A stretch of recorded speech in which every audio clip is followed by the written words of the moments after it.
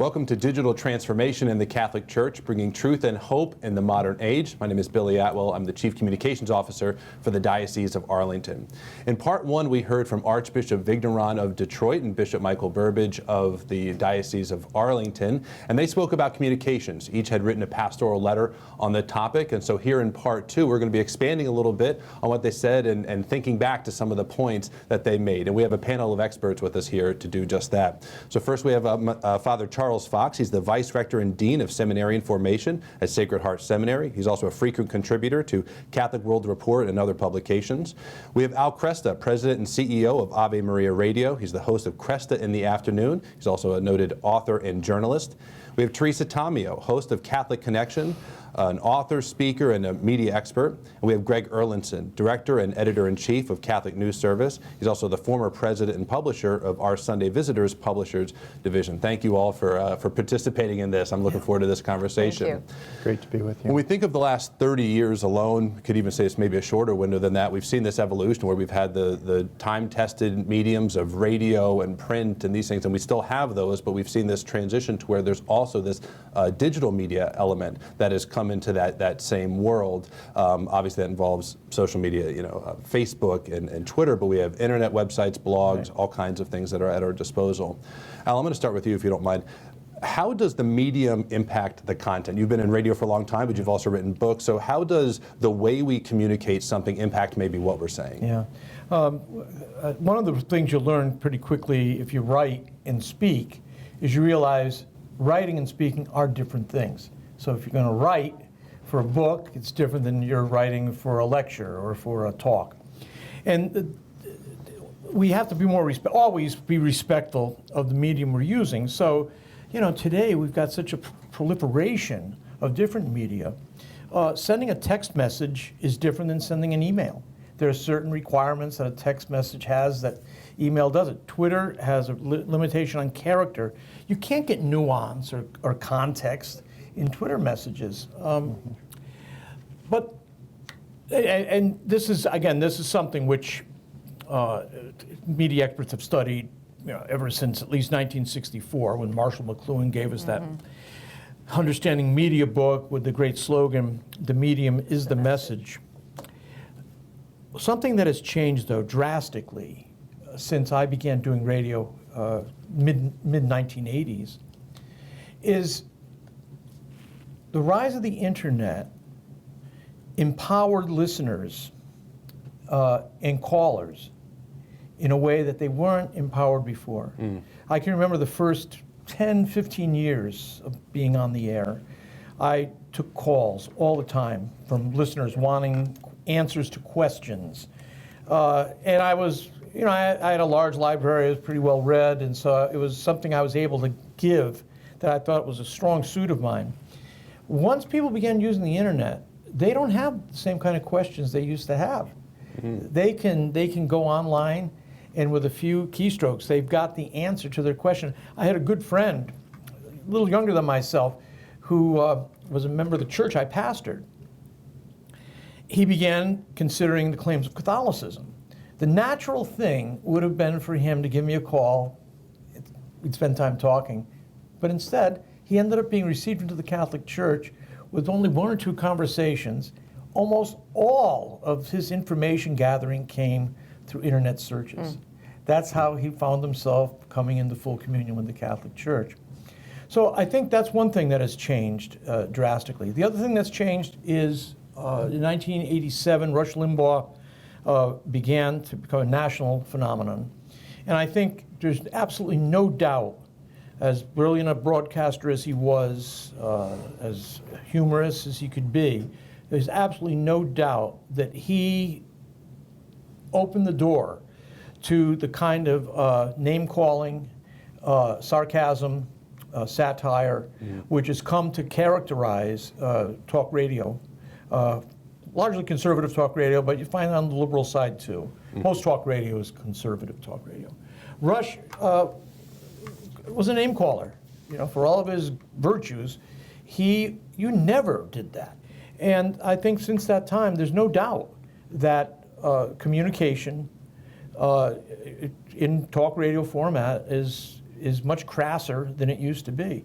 Anyway, things have changed in 30 years, and I think that while listeners are better equipped to get the information they need, and they're not as reliant upon hosts, at the same time, hosts have been given opportunity to debase the currency of language in the way that they treat political figures and other leaders in our culture and in our church. And I don't think that's necessarily been a good thing at all.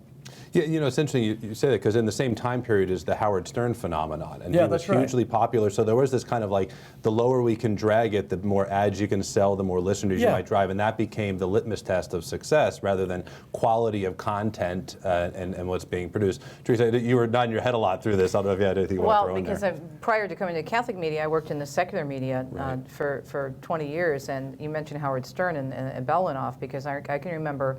And Al and I, we've talked about this. When I was still working in radio, my last job before I came over to Catholic media was as a news director for an FM station.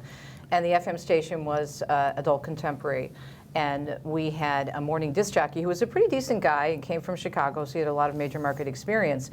But with the influence of the Howard Sterns in the world, he was being pressured to do more and more sexual content, more and more name calling, as Al was saying. And so you really saw that approach.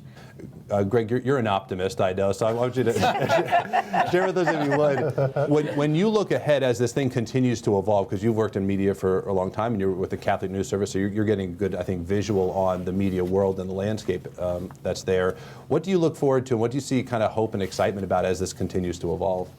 Well, actually, I'm only slightly an optimist when it comes to this topic. I think there's strengths and weaknesses, pluses and minuses to all that. But I think one thing is that the digital age has really granted access.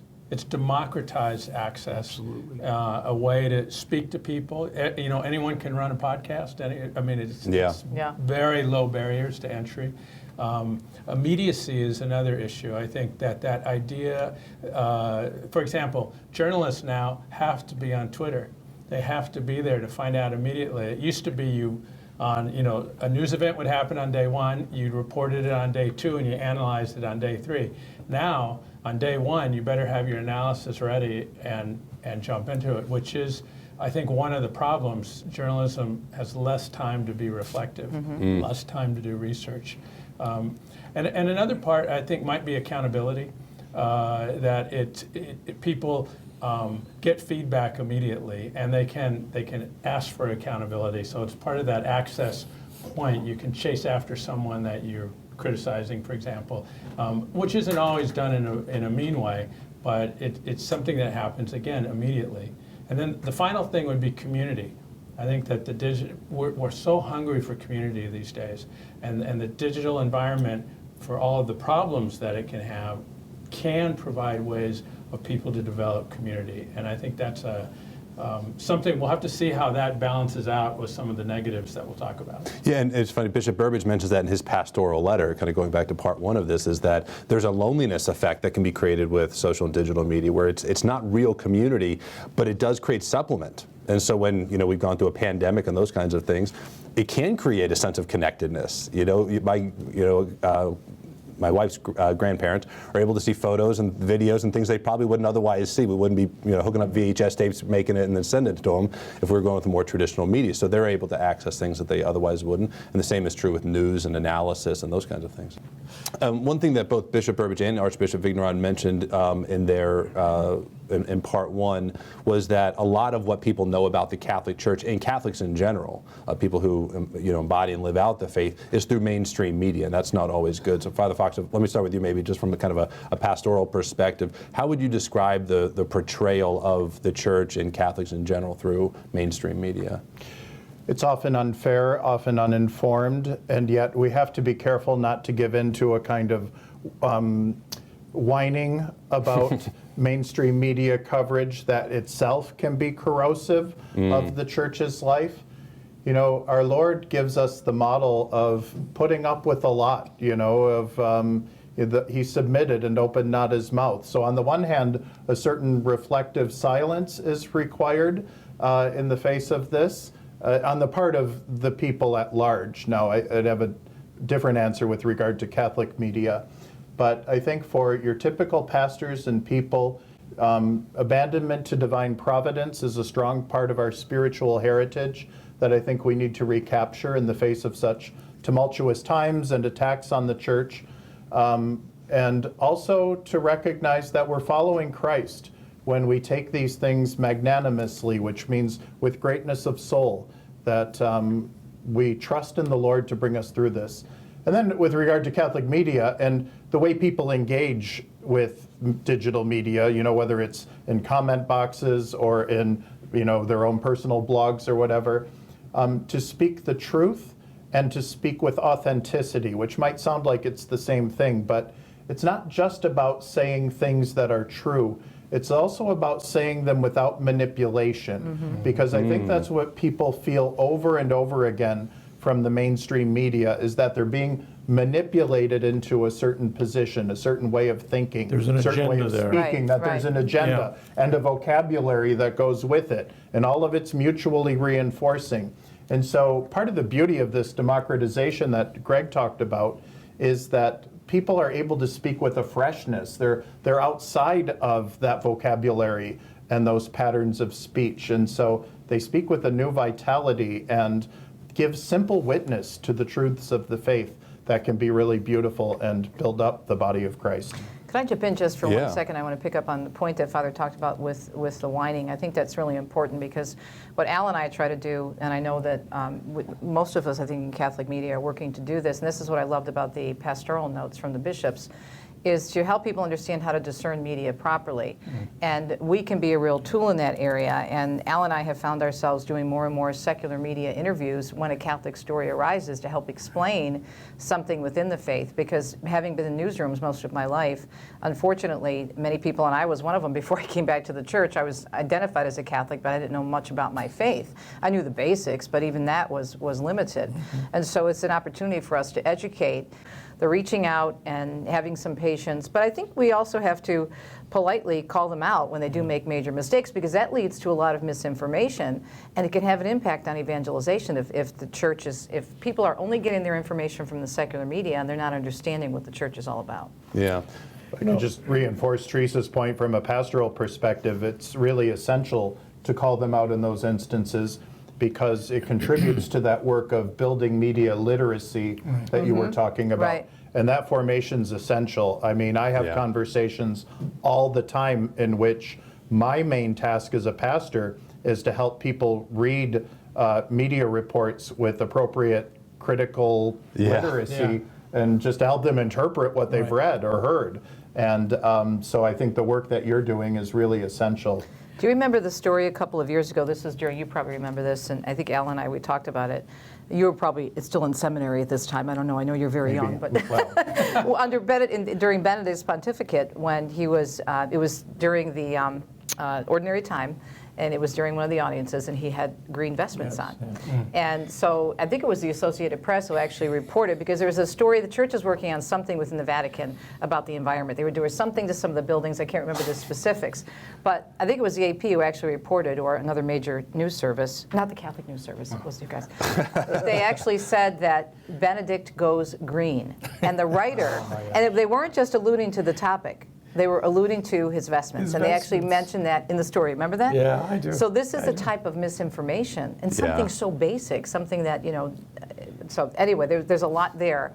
So at the very least, someone thought that and went with it. What would be worse is if someone reinforced it for them, a source. They talked to a source and they said, that's exactly what's happened there. I think from the point of view of the Catholic press, sometimes there's frustration when they think that church leaders are only focused on how they appear in secular media, and they wish there was more directed to them. Yes. But at the same time, I think it really is for church leaders and for Catholic journalists, they have a responsibility to interact with the secular press and not close all the doors to them, because then you have no one to blame but yourself. Exactly. That's a Absolutely. great point. Absolutely. Great point. Mainstream press, for the most part, do not have religion reporters. Yeah, that's true. Not anymore, Not anymore. It's Right. amazing. You would expect that the New York Times was doing a story on inflation or recessions, you would expect they'd have somebody with an economics background writing the story. That's not what they do with religion stories. They pawn it off to whoever's available. And you get some outrageous reporting as a result of that. You mentioned the Benedict story. I was thinking of another one too. When he went to Cameroon, he went into Africa, this is back in March of 2009. And on the plane, somebody asked him about the spread of AIDS in Africa. Oh, I remember this one? Yep. Spread of AIDS in Africa. And he didn't have a statement prepared, but the question of condoms came up, and he kind of offhandedly said, well, that's not helping. That's not helping the problem. Well, that became the focus of his trip to Cameroon, that the Pope was against condoms. And because he was so in bondage to the rules, the Pharisaical rules of the Catholic Church, he's letting people die in Africa. There was one woman in particular who made the rounds, don't recall her name now, but what was frustrating about that moment is that 10 days later, the Washington Post ran a column by Dr. Edward Green, who headed up Harvard's AIDS Research Division. And his column made it clear that they've never been able to stem the tide of AIDS throughout Africa through the use of condoms. And he said, actually said in the column, the Pope was right. I've never heard that column referred to. I'm the only one I know who has actually used that column over and over again. But again, that wasn't reported as news. That was a column. So it comes across as this is opinion, but it's a scientific reality based on what he's seeing in statistics. Father Fox, you made an interesting point about kind of authenticity and truth going hand in hand. Greg, I'm curious your thoughts on this. The concept of Catholic media, we know what we mean by that, but when we started the Searching for More podcast in Arlington, one of the first people I interviewed, he's there in town, was Raymond Arroyo, and he said he was suspicious of the phrase Catholic media because he feels like there's an implied agenda with that is not what we're intending to communicate. I don't share that, but I thought it was an interesting thought because it reflects this idea of we're obviously coming at this truthfully and honestly, but when we differentiate between Catholic and secular media, there's some differentiators there, one in business model, which we'll go through in a second, but what do you see as the purpose of Catholic media and just that general thought of the authenticity that goes with it? I think that Catholic media, ideally, the people are well formed in the faith and they're reporting effectively, efficiently, and correctly on what's being said. Now, there's can be a lot of exceptions to that. When Al was talking earlier about people looking up answers to the faith on the internet, that can be really a mixed bag. You just hope that they're going down the right alleyway. Right. But I think that's one of the things we've seen. For example, if you look at the Pennsylvania report on sex abuse in Pennsylvania and how that story was treated, and it was only a Catholic journalist, Peter Steinfels, 5 months later, who really dug into the whole report and Used to be with the realized New York Times. He was a religion reporter. he was a religion reporter for the New York Times. He was, that's true. He had that background, but he did all the necessary research, and someone was willing to pay him, or he was willing to take the cost on of doing that research, and really exposed it as a pretty shoddy report. And there was a lot of things they buried in the hundreds of pages of footnotes at the end. He was writing in Commonweal when he first published that report. I think that's one of the kind of things that Catholic press can do. They can hold people accountable, and they come at it knowledgeably. The danger that I think we're all facing is that the Catholic press itself can be ideologically polarized and divided, and then we're not doing a service to anyone. The news media is all about trust. And trust is in short supply these days across the board in this country. Teresa, how does the difference between Catholic media and secular media get impacted by the business model? Because what we have is this kind of clickbait, fear-mongering type thing we often have from secular media, where they need people to click that link because that's the revenue, is literally in the click and seeing the ads. Whereas with Catholic media, it's almost all driven by donors who support the mission of what you're doing, not just that story and clicking where they're offering really nothing but just kind of general viewership and interest. With Catholic media, it's funded by the mission behind it, which Right. I know you all do a lot here at Ave Maria Radio.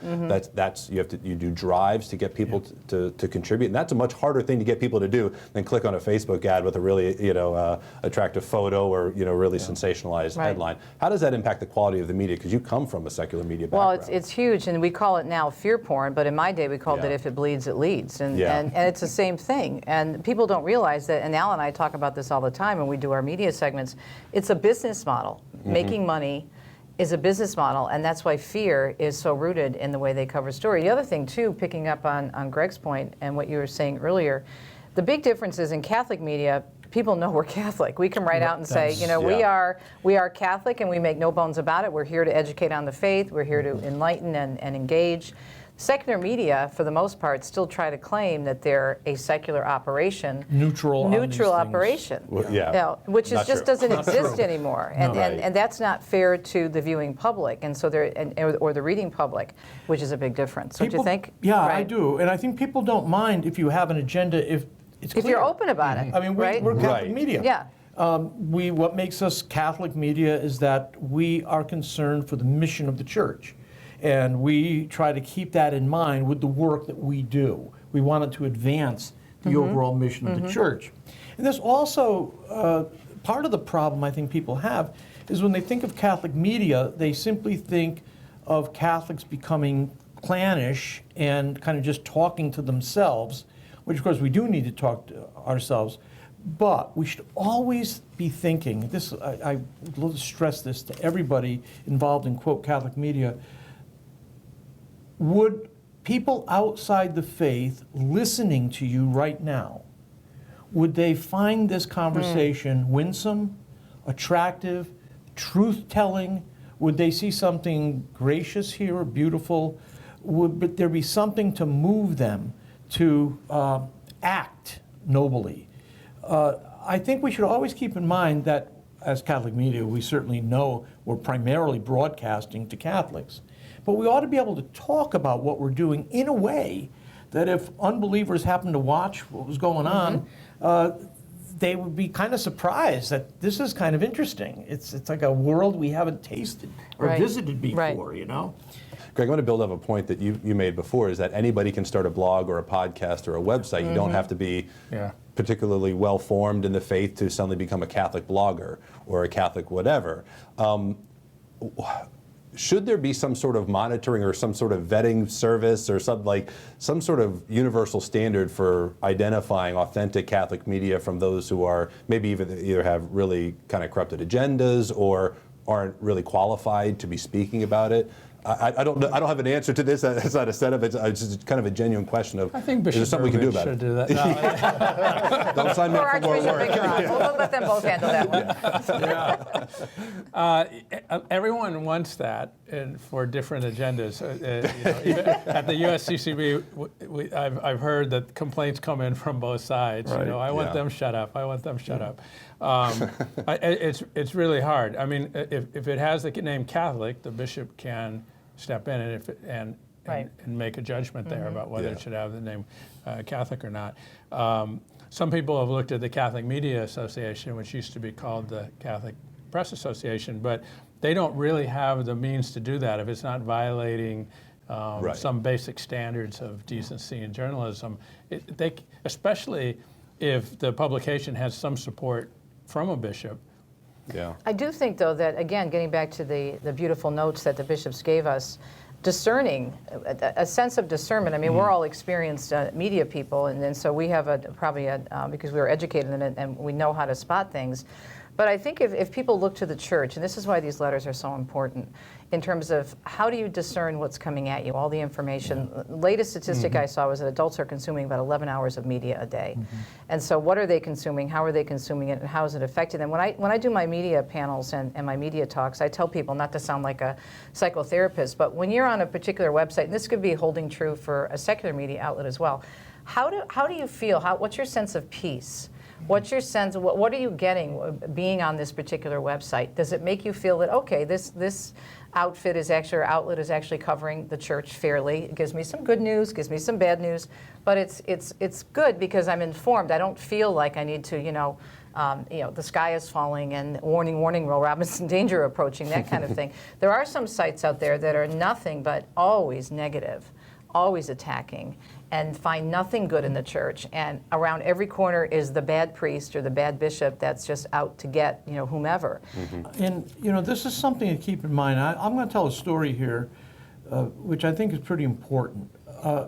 This goes back maybe 7, 8 years ago. A young man had been writing for this independent Catholic media outlet, and he quit. And he quit because he had been doing profiles of bishops, and he had done in this case, it had been a profile of Archbishop Dolan, and these were meant to be hard-hitting, bring up the dirt kind of things. So he did a lot of that, but he also said, I don't know exactly what he said, but he said some positive things about Archbishop Dolan. The editor said, look, let me tell you, returned the report to him twice, then called him into the office, said, listen, let me tell you, we say nothing positive about the bishops here. That is the policy. We say nothing positive about the bishops. That's chilling. Yeah. Oh. And, But it's true. It's an absolutely true story. and they want to maintain a certain level of outrage. And it's that outrage which has, I think, an addictive quality to it. Then they drive it, and it's amazing because they can say the stupidest things, right, that turn out not to be true, or they can have the most stupidest analysis. One time in this particular media outlet, it was after back in the August of 2018, just after the McCarrick story broke, and there were concerns about Cardinal Wuerl. And so this was just towards the end of August. A friend of mine called me and said, you got to see this story. It's all about what's going on with Cardinal Wuerl. So I went, got the story, looked at it. The story claimed that Cardinal Wuerl had hidden himself from the public, and he was waiting for the Holy Father to come up with a way to spirit him away from the United States because they wanted to escape RICO charges that were going to be brought against the Catholic Church. And so I'm thinking, what? What? So I went through and looked at every assertion there of so-called fact. The only facts in the piece were that Cardinal Wuerl had missed 2 public meetings. Nothing else. That was it. It was all fake. It was all, this person wasn't even, he said, according to my sources, didn't even say my sources at the FBI or my sources, just Right. according to my sources. It was probably a Just buddy. people in the ether, right? Yeah, right. A buddy called him and said, Or no one at all. might this be true? Oh yeah, Yeah. might be true. Yeah, right. Right. According to my sources. Yeah. It was terrible. And the person who told me to follow that story was a person with an earned doctorate who was incredibly competent in this person's field of study. And I was stunned that this was recommended to me.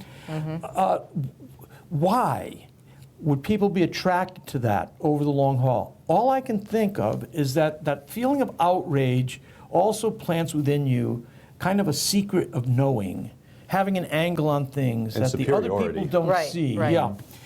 But I think it's devastating to the church's witness, and I don't think, I think the bishops, I like what you said, the bishops do have responsibility for the name Catholic, but I think they're kind of limited. In America, for them to, press down and try to destroy organizations like this, it's a boomerang effect. Right, They're going to come right. back, and Well, and someone it's always would the wear it big as guy a that's going to look bad. And some would wear it as a point of pride too. Right. You know, Yeah, depending on what it exactly. is. The types of things that would get them in trouble with their own bishop are the things that that actually would make them feel like, hey, see, right. I'm doing the Yeah. Lord's work. Clearly, my bishop's angry at me. Yeah. But one thing I would point out from Archbishop Vigneron offered 5 warning signs for problematic use of media, and those are so good because it's almost like your little pocket 10 commandments. Like, am I Yeah. falling into any of these traps? Am I doing any of these things? Because I think it can be helpful for people. Yep. Fox, you were going to say something. Sure. I was just going to say that, at the heart of communication is binding people together. I mean, communication at its root has the same etymology as communion and community, and it's all about being bound together. And so, the word divisive sometimes gets thrown around in unhelpful ways, because sometimes the truth of the gospel, as our Lord says, is going to, separate a father from his son and a mother-in-law from her daughter-in-law, etc. I mean, it's going to create a certain amount of tension and even at times conflict. Standing up for the truth of Christ is challenging, but ultimately it's supposed to bring us together into union with Christ and to union with each other. But one thing that's, I think, certainly negatively impacted the credibility of the church and reputation of the church and made communication much harder has been the abuse crisis. We've kind of had 2 phases of it, right? The 2001, 2002 crisis, and the most recent with the Mayor Carrick report, the Pennsylvania grand jury, and so on. And so a lot of people are filtering their views through that heartache. Even if they're not Catholic, their perception of the church is certainly impacted by that. In our diocese, we just had a listening session for the Synod of Bishops, and a young lady got up to the microphone and said, the church, she's been, I think, fallen away Catholic was kind of what I gathered from what she said. But she said, the church had this sex abuse crisis, and it never dealt with it. It never addressed it. Now, as a communications director for the last 11 years, my head almost fell in my hand, like weeping, thinking I've wasted all this time. Yeah, right. What have you been Doing nothing all but trying to these show years? what the church has been doing and working with my bishop on that. But at the same time, I can't blame her at all for not having heard it or witnessed it. I mean, it drove her away from the church, and then she's not there to hear it. So there's a tragedy in that. But Father, when we see in the media these misrepresentations of the church, like nothing's been done, we know lots have been done. You work with seminarians. The screening for seminarians is radically different than it was in years past. So you kind of live in your work the reality of these changes. But how should we respond, just from either emotional or spiritual, when we see these falsehoods asserted, whether it's from people who just don't know better or people who do know better? How should we be kind of spiritually responding to I think that? we need to respond with personal humility and with boldness for the gospel. That we boldly proclaim Jesus Christ as Lord, and that Christ has given us the gift of the church, the gift of this community of faith, and we don't apologize for proclaiming the truth of the gospel and the truths about humanity to which, about which God has enlightened us. Yeah. I remember Father Mike Schmitz told a story one time where he had been kind of verbally accosted in a supermarket for being a priest, and they called him a pedophile or something like that. And he said he reflected on it and he thought about it later, and he said, I really didn't deserve that. I've never done anything that would warrant that kind of treatment. He said, but you know what, neither did the victims.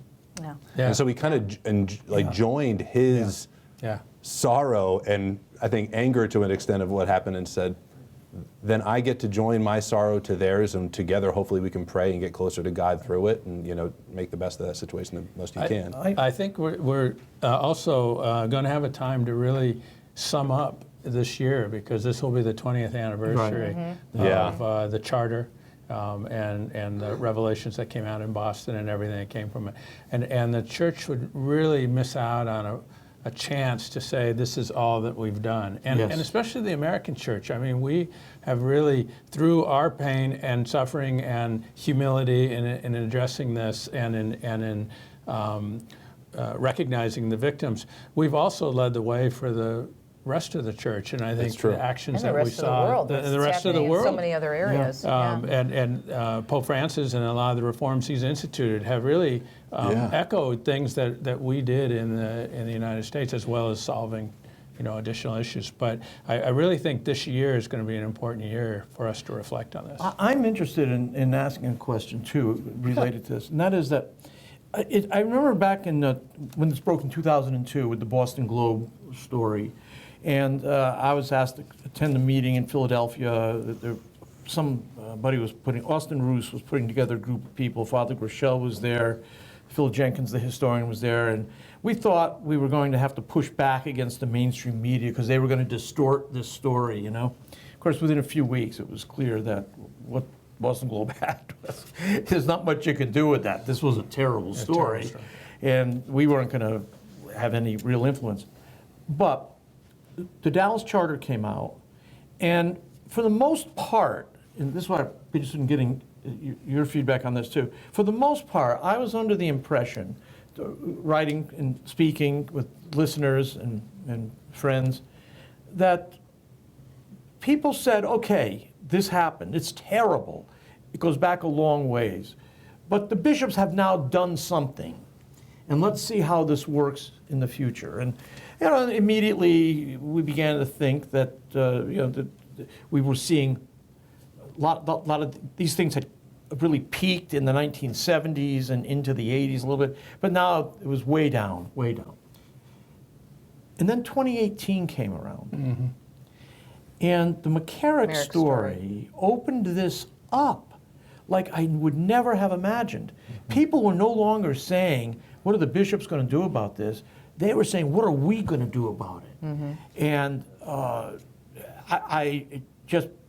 I would say since 2018, this story has gotten worse. We had a long period of time where the story kind of went into the background. Is that your experience too?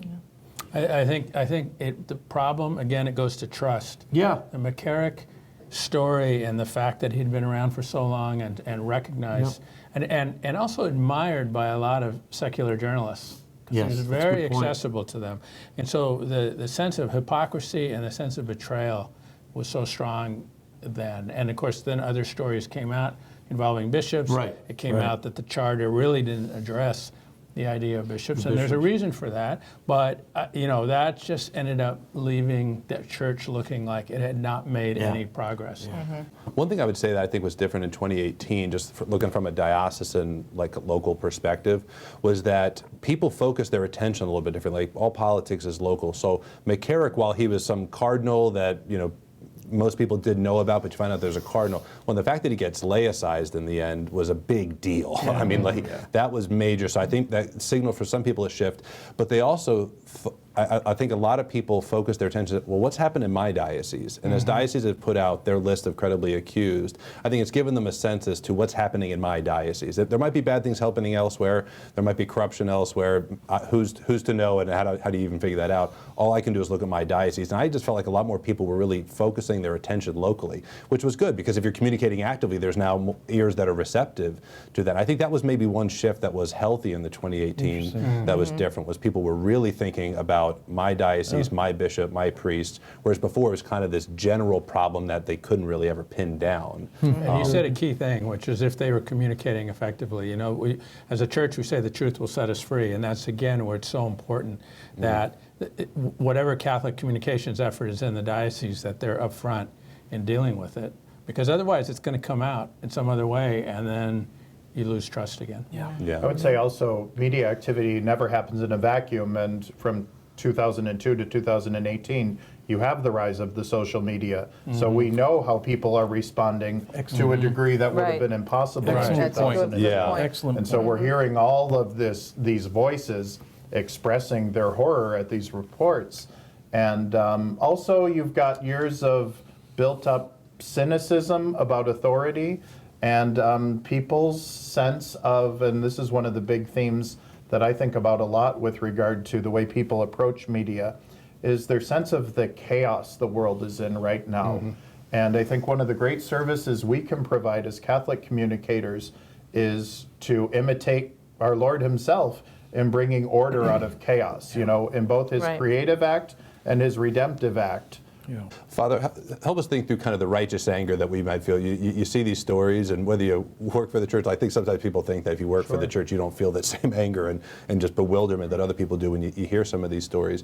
How do we balance that righteous anger with the virtues we should be also experiencing in the faith? How do we kind of balance that out, where we feel the anger, but we don't take it too far? Yeah, first I would simply say we ought to affirm that there is such a thing as righteous anger, and that it is in fact righteous. Many of the events we're talking about rightly arouse a certain amount of anger. And, so then you talk about balancing various virtues, which is always part of the Christian life. And, till the ultimate litmus test is charity. Can I love even my enemies? Can I love my enemies within the church? Do I want the best for them? Can I pray for them? Do I want their repentance and conversion if that's what's best for them? Because often that will be the case. That what I'm praying for is that even this bishop repents and converts and believes in the gospel again and becomes a good bishop. And, then I think it's also about trusting in the power of God to make good on his promises, that when we turn to him with our whole hearts, he will answer. And so, I think charity, even though in some ways anger is the antithesis of charity, when we have righteous anger, it really can be harmonious with love of God and love of neighbor. Yeah, absolutely. So I'm going to focus a few questions just for Greg, Teresa, and Al for a moment. For the three of you, you can, in whatever order, but how have you seen your audiences change over time, and how has your relationship with your audience changed? Whoever wants to go first. I would say that one of the biggest compliments you can get as a talk show host is that people feel like you're their friend, and especially in Catholic media, because it's so personal in terms of the most important thing that we have, our relationship with God. And I have noticed now that it's, believe it or not, 20 years on the air with Ave Maria, that people really feel that you're a part of your life, and so they're very confident, and they reveal very personal things, and that's a very precious, sacred thing, and to respect that. So I've seen more of a growth in people wanting to reach out and really seeking advice from us, and it's a very, very important thing and a precious thing, but you have to have the humility, as Father said, to say, okay, I am not their spiritual director, I'm a host, I'm a journalist, but I do have sources that I can give them. So I think people look to us, they think they put someone on a pedestal, which we appreciate, but at the same time, we want to realistically tell them, well, we're just out there in the world like you doing our jobs, and so we try to keep that relationship and kind of help them understand the role that we play and provide them with resources. I think something's really been different for me. Back when I started in the mid-'80s, and I continued on up until probably about the time I came into Catholic media in '97, there was a strong emphasis on trying to find something that's valuable, that other people haven't discovered, that you can give to your listeners. So there was during the satanic ritual abuse panic in the 1980s. I worked with some investigative reporters in California and Chicago to blow apart some of those stories and show the damage that was being done by the satanic ritual abuse thing. And the work got some attention in Christianity Today and other periodicals, and it was good work. Same thing, I managed to do an expose on a fella who claimed to be a convert to historic Christianity, formerly working with this New Age guru. It turns out it was bogus. The whole story was bogus. It was fun, but I enjoyed it. But today, I don't do that kind of thing, partially because so many other people have access to information with just a few phone calls. Those things took a lot of time. I find that what I do more today, being older, more time has gone on, I actually do know more now than I did. I think a lot of time is spent trying to reassure people that this too shall pass. Right, that's a great point. Yeah. We have been through, like Teresa said, this is not our first rodeo. We've been here before. And I've seen so many stories. I joke with my producers about this all the time. And I'll say, yeah, well, this is about the 5th time that story's come around. Yeah. You've seen it. You know how it's going to pan out. People are going to get excited about it. The press is going to have a field day with it. And then it's just going to go past. And our job is to help build up our brothers and sisters so that we become the men and women we were created to be. That's really what we're about. We're not really even about exposés or news. We're about conformity to Christ. And how can we help one another become the saints that we were created to be. Greg, what about for you? Well, I think journalism is a little bit different from radio. I mean, radio has this real immediacy and intimacy, like when you've got, I mean, a lot of times it's in your car, it's just you and the radio and that special bond there. And I do think that with journalism, there is a news element that you have to be true to what your profession is. And I think the church wants you to be true to that profession. And it's not quite the same relationship, though I do, you get the email campaigns if you say something that hits people the wrong way. You do feel that. Much less do you get the letter coming in saying, you're doing a great job, or keep it up. You know? But that comes with the territory. But I do think how people want to weigh in more. Right. More one way or another. If you post your story online, there's going to be all sorts of comments. That our rule at our Sunday Visitor was by the third comment, they're actually talking about something else. But they want to weigh in. What's great though now, and I'll just wrap up with this thought, is when people still contact us and they see us as everything, right? That we're supposed to be investigative reporters, supposed to do all these big stories, and as Al said, we really believe at Ave Maria and EWTN that we're here to really uplift people and keep them focused on Christ and educate each other in the faith. But within the various outlets, especially, for example, EWTN does have these news operations now, EWTN News Nightly, and they have In Depth, and they have Pro-Life Weekly, and the world over. So they have these different shows that really do take a story and develop it in a very, very deep way. So there's, what I see that is really great is there is such a great variety of different outlets to choose from that are doing good, solid Catholic reporting, and in many cases, investigative work. Father, I want to ask you a question because I think it's a unique phenomenon. Pretty much every priest I can think of, whether you're a religious order or a diocesan parish priest, you have a specific community that's kind of assigned to you. Very few have kind of like, a universal reach. And yet with social media, priests can get on there and all of a sudden they've got reach to people well outside of their parish boundaries or their order's charism and so on. Is that healthy or does it create distractions? Do you see that as valuable or, again, you're looking at it from the perspective too of you have priest friends and, that are serving in parishes, but also you're bringing up seminarians and try to form them to properly manage these tools. I don't speak German, but I do know the word Jein, which is a combination of yes and no. So I'm going to take the easy way out and say, all right. Is it healthy? Yes, very often it is healthy. But no, sometimes it is not healthy. I would say a couple of things about priest involvement in social media, blogging, and that sort of thing. One, it's a matter of discernment. We've been talking about a lot of different issues, and a couple of strands of Catholic spirituality keep coming to mind. One is abandonment to divine providence, and one saint we could attach to that would be St. Francis de Sales. Another is discernment, and St. Ignatius, of course, is the famous proponent of discernment of spirits and of God's will. And priests need to be discerning about whether and how to be engaged with social media, to balance it with their own assigned responsibilities, most often in parishes, and to think carefully about, have we ever come to a consensus about what these social media really are? Some people treat it like a cocktail party. Right. Some people treat it like a public square in which our job is to sort of, offer messages to other people. Some people treat it as kind of a gathering of family and friends where I'm sharing the intimate details of my life. And that's where even priests sometimes make mistakes and get, these various sort of paradigms for social media mixed up. So that would be the first point of discernment I would name.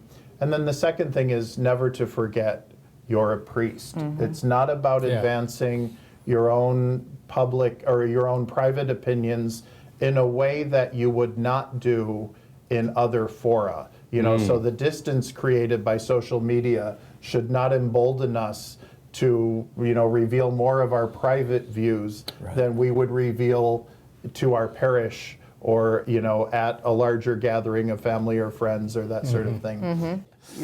I'm offering some words of caution, but there's a tremendous opportunity. I've been a follower of Bishop Barron's for a very long time. And, Father Mike Schmitz was mentioned before. Yep. And there are lots of Father John bright Ricardo, lights another out there. one, right? Father John Right. Ricardo. And then lots of simple priests who, just post the saint of the day, or, they're Right. posting their homilies, or, whatever it is, but they're making a contribution, and they're speaking a word of light in such a dark world, and a word of order in the midst of chaos, and a word of goodness in the midst of so much evil. And so there is a tremendous contribution to be made.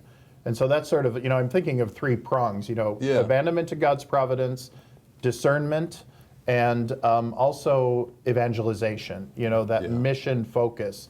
And that's what, I'm more familiar with Archbishop Vigneron's teaching and writing, and what he does so well is to incorporate all of these strands of Catholic spirituality into an evangelization focused, missionary orientation for the whole church.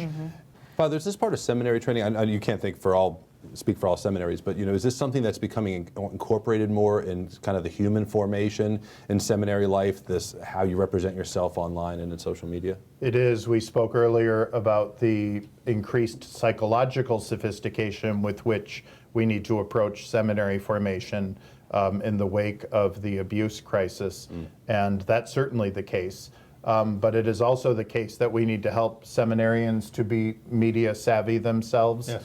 I give a 3-hour presentation to the seminarians on engagement with digital media, including the social media. And it's the basic thrust of the presentation is evangelization. So it's about how can we employ these media for the sake of the mission. But within that context, I have to speak about the various cautions that have been raised in our conversation, because we need the seminarians to be discerning, and also to make sure that they maintain their trust in the Lord and His guidance of the church. And we tend to take on too much. We tend to it's easy to become a pope myself, to become a messiah myself, and to think that somehow the fate of the church and the world depends on me expressing this opinion right now. And it doesn't. Christ is with us. And just to have that trust in Him as we engage these media fruitfully. What you're seeing now with a lot of young seminarians, and Father Charlie, you and I have talked about this on the air and also privately before, is that these young men have grown up in this media world, this social media world, that we didn't grow up in. I mean, we had the media, obviously, but not to the extent, and it's so natural for them to weigh in automatically. I know there was an issue where the former rector, associate rector, now Archbishop Burns, brought me in many years ago to do a seminar on this with the young seminarians, because they were noticing they were attacking each other on Facebook, they were doing these things that weren't appropriate, not necessarily something that was immoral in terms of getting into things that they shouldn't be into or looking at, but more of it was the way they were relating to each other, and not a very priestly fashion. So that's a whole nother area that needs to be, I think, looked at, to have more actual media training or media exposure in a way of how do you deal with this. My pastor, I think, is a great example, though, because he always has this column every week. It's really cute. It's called Taller Tales, which is very true because he's almost 7 feet tall. But he always tells a personal story about dealing with his sisters and his family. That, I mean, brings it home for people. He's a real person. He's dealing with real issues. He's fixing this for his mom, or he's helping his sister bake this cake that never quite works out. And there's always funny stories, but it makes him very real. As a pastor and as someone to whom they can relate. That's a kind of communication I think that is very, I think, healthy, that they are out there with family and with people in the real world. You all have offered so much, but if you give a tweet-length final thought in the spirit of what we're doing here, but just kind of a brief final thought. Greg, we'll start with you and then work down this way. Put you on the spot. It's an exciting time. It's an exciting time that we're coming into, and in some ways I'm, more near the end of my career than the beginning, and just to look at how much everything's changed. And I think we've heard a lot of really great words today about keeping our focus on Christ, keeping our focus on what serves the church. And I think we'll come out of this okay. We've got some rough waters right now, but I'm more hopeful than not, as you said at the beginning. So I'm you the are an optimist. optimist. Right. You argued with me. Teresa? I would echo that. I would also say, because I'm a revert, and I came back to the church, and when I started to read different documents, especially about the media, it was one of those, where have I been all these years? I could have had a V8. So I think keep your eyes focused on Christ, the author and finisher of our faith, and look to the church. Look at these documents that we're talking about. They're so helpful, and and discern what you're consuming. If we're consuming as adults 11 hours of media per day, what are we looking at? What are we watching? And how does it affect your sense of peace? But always at the end of the day, the church is never going to steer us wrong, and take advantage of these different documents that are available. Very good. Al? My mother just died 2 weeks ago, and I had the last 2 days of her life I was with her. And watching her die, she died serenely. She had access to the sacraments and the priest. And it was, she gave me life. She gave me new life when she had me baptized. And in her death, she showed me that a happy death, a good death, is achievable. It's not just something a euphemism that we throw out there to protect us from our own fear of mortality. I think we should always remember that. We may not want to put a skull on our desk like they did during the Middle Ages. But this passes awfully quickly. You know, I never thought when I started doing radio, I didn't expect I'd be doing it, you know, when I was 70 years old, you know, and here I am still doing it. And I feel like I'm going to continue doing it for a while, if the Lord have me do it. But when all is said and done, we will face a time where all that we've lived for will be open. God presently sees through us. But in time, who we are will be transparent to everybody. That's how we'll spend eternity, being penetrated by all kinds of people. We should get started doing that now. This is where we begin to be saints. We don't wait for eternal life until our death. We start living it now. Absolutely, Amen. Father. Can I just take some of what Al said and make it mine? The other one I thought of at tweet length is, if your typing fingers cause you to sin, cut them off. Okay. I like that. Jesus Christ is the Word of God.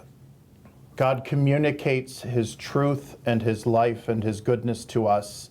And whenever we communicate, it ought to draw us closer to Christ and to each other.